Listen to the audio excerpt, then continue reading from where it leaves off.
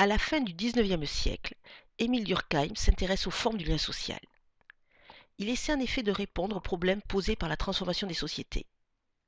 En effet, au milieu du XIXe siècle, l'industrialisation bouleverse la société française. Quelles en sont alors les répercussions sur le lien social? Le problème est alors d'étudier le lien social, qui est un concept abstrait. Durkheim analyse alors le droit, qui est une représentation concrète de la solidarité. En analysant les règles juridiques, Durkheim met en évidence deux types de solidarité, la solidarité mécanique et la solidarité organique. Les sociétés développant chaque type de lien sont différentes. La solidarité mécanique se retrouve dans les sociétés traditionnelles et de petite taille. La solidarité organique dans les sociétés modernes de grande taille. Dans les sociétés à solidarité mécanique, les individus sont similaires et interchangeables. Ils occupent les mêmes emplois, développent les mêmes valeurs et mêmes normes. Dans les sociétés à solidarité organique, les individus sont différents et complémentaires du fait de la division du travail. Chacun a une tâche particulière. Cela entraîne alors des relations différentes entre l'individu et le groupe. Dans les sociétés à solidarité mécanique, l'individu est soumis au groupe. Celui-ci lui impose des normes et des valeurs que l'individu doit respecter. Dans les sociétés à solidarité organique, l'individu préexiste au groupe. Et du fait de la division du travail, il y a pluralité des normes et des valeurs. Le type de lien social est alors différent. Pour les sociétés à solidarité mécanique, le lien social est basé sur la contrainte. La société impose des règles aux individus, et il y a un consensus autour de ces valeurs et de ces normes. La conscience collective, c'est-à-dire l'ensemble des croyances et des sentiments communs à la moyenne des membres, est forte.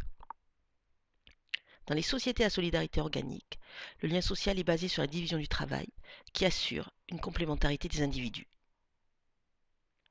Comme la base du lien social est différente, le type de droit sera différent.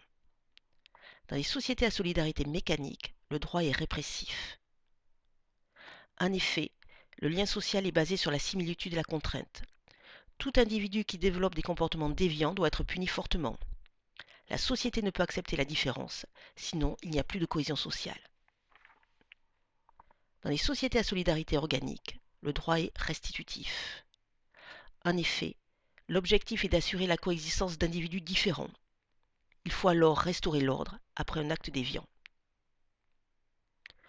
Le passage de la solidarité mécanique à la solidarité organique s'explique en grande partie par l'augmentation du nombre d'habitants. Celle-ci entraîne une augmentation de la densité de la population, c'est-à-dire un plus grand nombre d'habitants sur un territoire donné.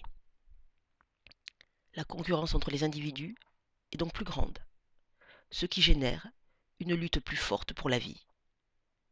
Pour limiter cette lutte, la solution est la division du travail.